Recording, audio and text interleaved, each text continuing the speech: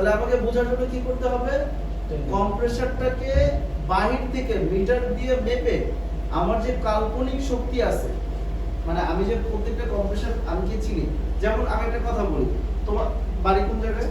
মানুষের করবো আর আশুগঞ্জ।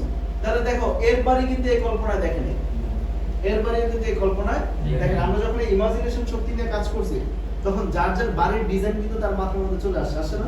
ওই বাড়ির রোড গার্ড থেকে শুরু করে সবকিছু মাথা চলে আসছে না?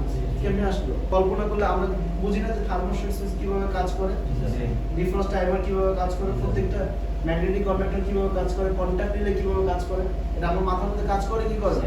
মানে এই কথাটা বলার সাথে সাথে আমার ব্রেন কাজ করতেছে না? এটাই হলো তোমার সেই কল্পনা শক্তি। এটাই বলছে Albert Einstein, the imagination is more important than knowledge. যেই টেকনিশিয়ানের ইমাজিনেশন পাওয়ার নাই ও ভাই সারা জীবনে এসি টানবে, একেবারে 100% শিওর থাকো।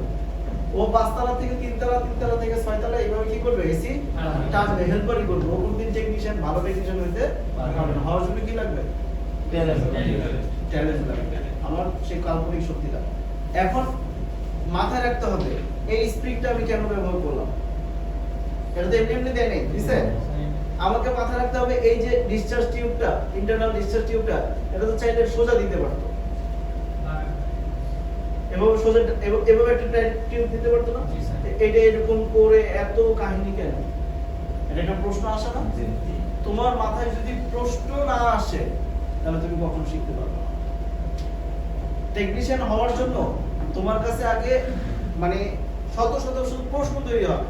আচ্ছা এটার নিচে এরকম প্লাস্টিক দিল কেন, এটা এটা এটা এরকম কেন, এই প্রশ্নগুলো যদি আমার থাকে, আচ্ছা এটা পড়লো কেন, এটা যদি আমি জেনে যাই যেটা পড়লো কেন, আর উত্তরটা যদি জেনে যাই, তাহলে একটা সময় এটা সম্পর্কে আপনি বাকি থাকবে। তাহলে আমাকে মাথায় রাখতে হবে যে